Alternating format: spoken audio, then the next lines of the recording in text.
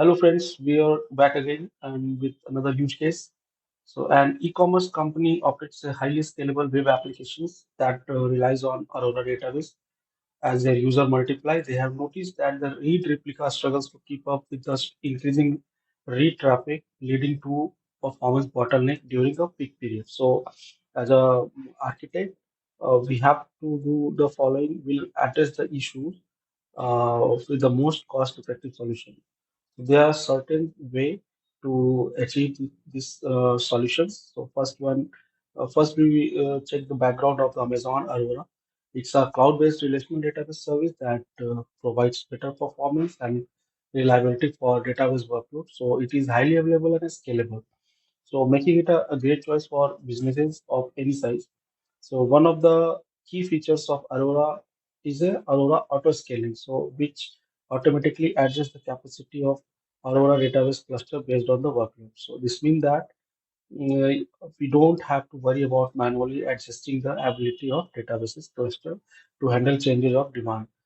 With Aurora auto scaling, we can show that our database cluster will always have the appropriate capacity to handle our workload by minimizing cost. So these are the pictorial definition of highly scalable, high performance applications, including those built on modern serverless architecture. It goes to the Aurora, which is MySQL, PostgreSQL compatible database built on cloud. So auto scaling is particularly useful for businesses that have fluctuating workloads. It ensures that our database clusters scale up or down as needed without manual intervention. And this feature saves time and resources, allowing business to focus on other aspects of their operations. Aurora autoscaling is a cost-effective as it helps minimize unnecessary expenses associated with over-provisioning and under-provisioning database resources. So back to our use cases. So in this scenario, the company can benefit from using Aurora outer scaling. So these solutions allow the system to dynamically manage resources effectively, addressing the surge in a read traffic during peak periods. So this dynamic management of resources ensure that the company pays only for the extra resources when they are genuinely required.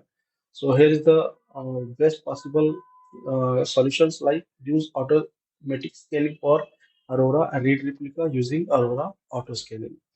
Okay, the other options is also available, but that is not correct.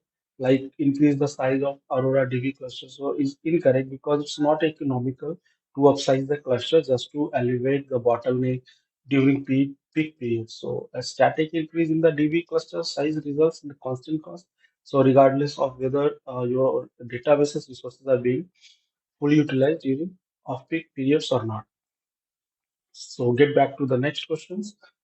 Financial applications is composed of an auto-scaling group of EC2 instances and application load balancer and MySQL RDS instances in a multi-agent deployment configuration. To protect the confidential data of customers, we have to ensure that our RDS database can only be accessed using the profile credential specific of our EC2 instances via an authentication token. So, as a solution architect of the company, which is the best possible solutions, we have to do that. So, first of all, we can authenticate our DB instances using AWS Identity Access Management Databases authentication. And database authentication work with MySQL and PostgreSQL. With this authentication method, we don't need to use a password when we connect to DB instances. Instead, we can use an authentication token. So, an authentication token is a unique string of characters that Amazon RDS generates on request. Authentication tokens are generated using AWS Signature version 4. So each token has a lifetime of 15 minutes. We don't need to store user credential in the database because authentication is managed externally using IAM, and we can also still use standard database authentication. So here are the database options: cluster identifier, database name, what port it runs, and parameter groups, and cluster parameter groups, and IAM DB authentications. So we can enable IAM DB authentication. So IAM database authentication provides the following benefits. First one, network traffic to and from the database is encrypted using secure socket layer. Second, you can use IAM to centrally manage access to databases resources instead of managing access individually on each DB instances. And third one is the for application running on EC2, we can use profile credential specific to EC2 instances to access our database instead of password for greater security. So enabling IAM DB authentication is the best possible answers in these above references. And the other options is also configuring SSL in application to encrypt the database connection to RDS. It's incorrect because an SSL connection is not using an authentication token from IAM. Although configuring SSL to our applications can improve the security of our data in flight. So it is still not a suitable option to use in this scenario. So let bring our next question. So there was an incident in our production environment where the user data stored in the S3 bucket has been accidentally deleted by one of our junior DevOps engineers. So the issues was escalated to our manager, and after a few days, we were instructed to improve the security and protection for AWS resources. So, what combination of the following is will protect the S3 objects in our bucket from both accidental deletion and overwriting? So, by using versioning and enabling MFA delete, so we can secure or recover S3 objects from accidental deletion or overwrite. So versioning is the means to keeping multiple variants of a object in a same bucket. So versioning enabled buckets enable you to recover objects from accidental deletion or overwrite. So we can use versioning to preserve, retrieve, and restore every version of every object stored in S3 bucket.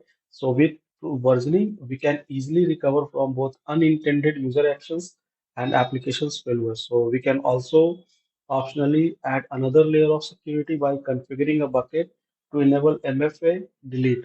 So which requires additional authentications for either of the following operations. So first, change the versioning state of bucket permanently delete of an object version. So MFA delete requires two forms of authentication together. First one is security credential, and the second, the concatenation of valid serial number, a space, and the six-digit code displayed on the approved authentication device. So in this case, we have to enable versioning and enable multi-factor authentication delete. So coming back to the next one. So a company wishes to query data that resides in a multiple AWS account from a central data lake. So each account has its own Amazon S3 bucket that stores data unique to its business function. So user from different account must be granted access to the data lake based on their roles. So what are the possible solutions will minimize overhead and cost while meeting the required access patterns. So lake formation is a service that makes it easy to set up a secure data lake in a days.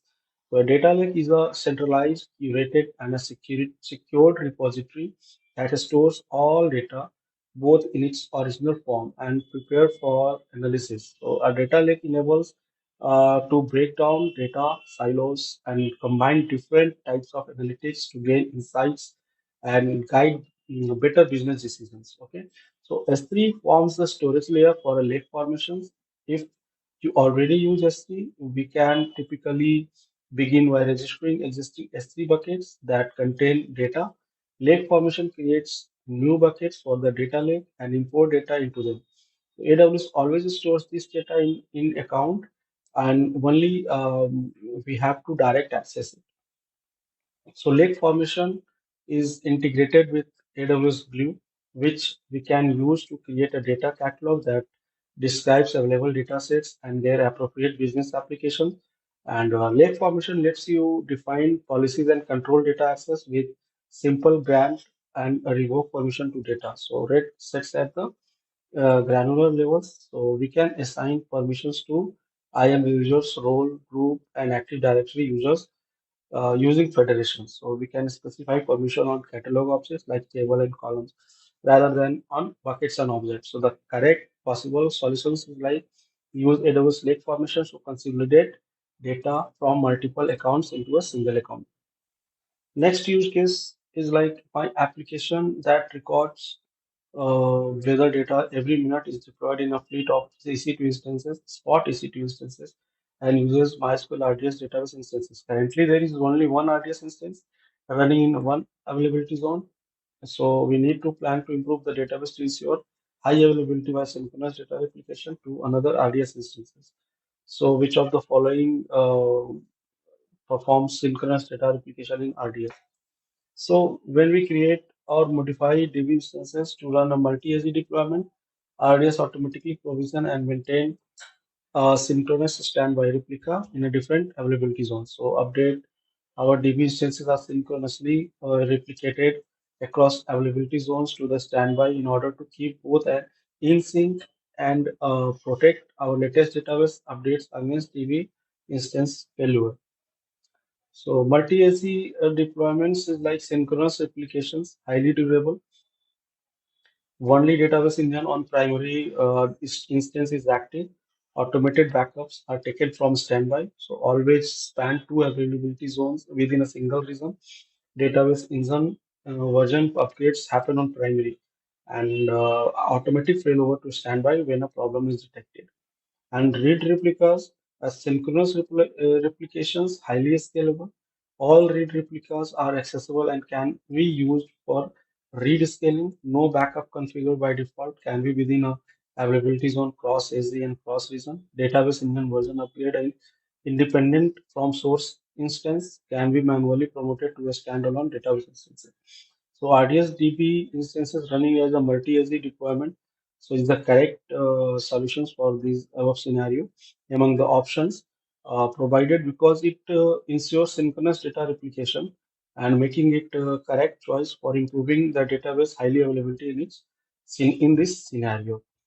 Okay, so moving a solution architect identified a series of DDoS attacks while monitoring the VPC. The architect needs to fortify the current cloud infrastructure to protect the data of the clients.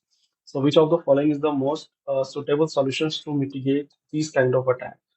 So, for higher levels of protection against attack targeting, our applications running on Amazon Elastic Compute Elastic Load Balancing and CloudFront and Rock 53 resources. So we can subscribe to AWS Shield Advanced in addition to the network and transport layer protection that come with the standard. So AWS Shield Advanced provide additional detection and mitigation against large and sophisticated DDoS attack near real-time visibility into attacks and integration with AWS WAF, a web application firewall. So AWS Shield Advanced also gives 24 into 7 access to DDoS responses team and protection against DDoS related spikes in Amazon Elastic Compute Cloud. So and load balancing and CloudFront and Route 53 charges. Okay. So the correct possible solutions like AWS Shield Advanced to detect and mitigate DDoS attack. There are some other options also using the AWS Firewall Manager, set up a security layer that will prevent SYN floods, UDP reflection attacks, and other DDoS attacks. But it's incorrect because AWS Firewall Manager is mainly used to simplify AWS WAF administration and maintenance tasks across multiple accounts and resources. So it does not protect your VPC against DDoS attacks.